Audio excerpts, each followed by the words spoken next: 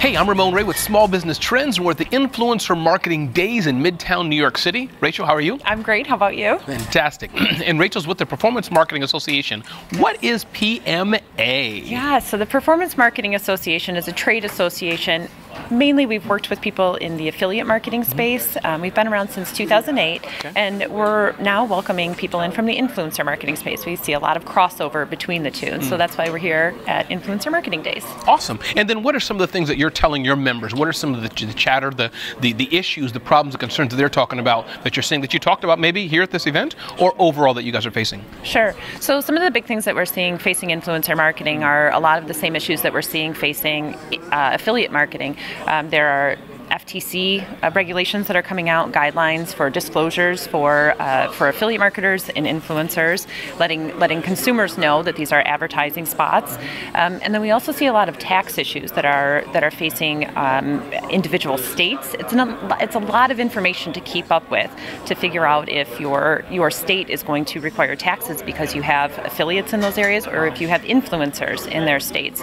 So these are some of the things that the Performance Marketing Association stays on top of. We do the research, we put together white papers and guidelines and make those available to our members. And taxation, I mean, should I be worried about going to jail? Because I'm an influencer, so let's talk a little bit more about that. What is it that we need to know, this aspect of taxation and et cetera that you're telling your brands? Sure. So I don't think you have to worry about going to jail, but you probably have to worry about the taxes you either, as an influencer, that you may be incurring for the brands that you work for because of the state that you're in. It's a possibility that your state might say, well, because you have this influencer who lives in our state and you're working with them, then brand, you owe us taxes on any of the business that he ends up referring to us. So that's really kind of a hard thing to track, and it's a difficult thing for a lot of people to grasp and to stay on top of. Again, there's 50 states. The federal government wants to put this at the state level, which you understand. It's a big problem. They don't want to have to deal with it, and they say that's what the states are for. So it's something that we stay on top of and try to keep people informed based on what state they're in. And let's talk about disclosures. Is that a challenge or an issue or anything you're seeing, or talk about that a bit more? Oh, absolutely. So there were a number of people that talked about this here at the event. They mentioned disclosures in their presentations. There was actually somebody talking pretty in depth about it yesterday, and what happens is a lot of influencers and even the brands want to be able to get these product reviews and these blog posts and these Instagram posts out there that look authentic, right? Yes. You want it to look authentic, but it's a little bit of a gray area there, because the FTC says, well, consumers need to know that this was a compensated positioning, right? This was actually an advertisement. It was just the compensation might not have been as straightforward as something like a TV ad or a radio ad.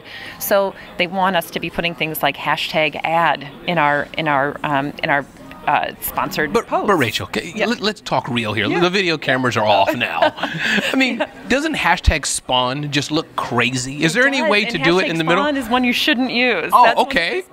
Yes, they have said #spawn is not a good one, because, and I always say use the grandma test, right? Or maybe mom test. It depends on your age. But if you sent your mom to that page, would she know that there was a material relationship between you and that brand? If not, if she can't look at that and say, oh, I get it, he's getting compensated for this in products or in exposure or something or money, then you have to say that, and the consumer has to know that. And you know what, maybe after some time we won't have to do that, right? Because it's not like when you're watching television and a TV ad comes up that they say, this is an advertisement, right? Exactly. Right? Because we all know that. We know that that's the ad spot. And at some point, I think that we'll get there with our social media. However, we're not there yet, and consumers don't understand that. And that's the FTC's job. They're there to protect the consumers. And so this is their way of saying, like, here's how we'd like you to protect it. So Rachel, when you're talking to your brands, you guys are an association of brands, you're hearing all their complaints and non-complaints. Anything else that comes to the top? Ramon, these are the 2 or 3 things that everybody's saying, everything's talking about, that you want other brands to know? Sure, definitely. I think that we hear a lot about tracking. Todd Crawford, who is actually one of our board members, he just did a talk about tracking and about looking at the statistics that are coming through. What are your influencer marketing ad spend dollars going towards, and what are they getting you? And we think that that's a really important topic, because a lot of these brands are saying, yes, I have money, I have budget, take it. Let's put it into influencers. Let's put it into influencers. And over here in influencer marketing, we're like, bring it on. Bring it on, yeah. Give us more. This is great. But what's going to happen, and what we fear might happen, is that at some point those brands will say, well, what did that get us?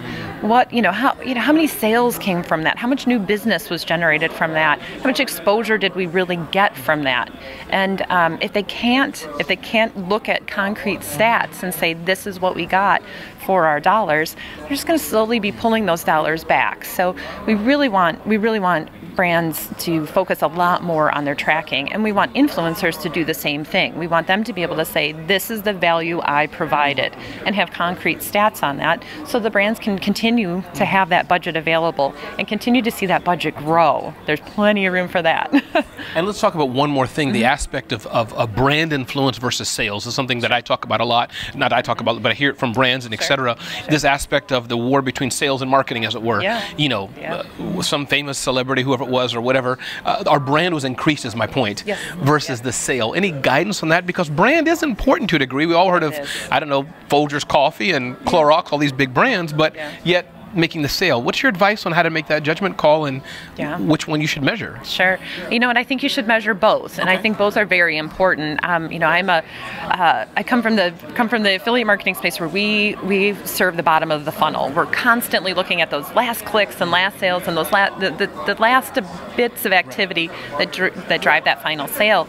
But influencer marketing really is much higher up in the funnel, where we're talking about awareness and education and people looking at the sales process. Right? They're researching. And like you said, just knowing these brand names. Influencers are doing that. And I think that brands really do have to look at that and put a pretty high value on that, because nothing gets down to the bottom of that funnel if it doesn't come into the top of it, right? So we have to get them at the top, and I think that brands are becoming more and more aware of that and understanding that both parts are very important. Great. Yeah. So Rachel, how can people reach the Performance Marketing Association? You can find us at thepma.org. Great. Thepma.org, and this is Rachel with the Performance Marketing Association.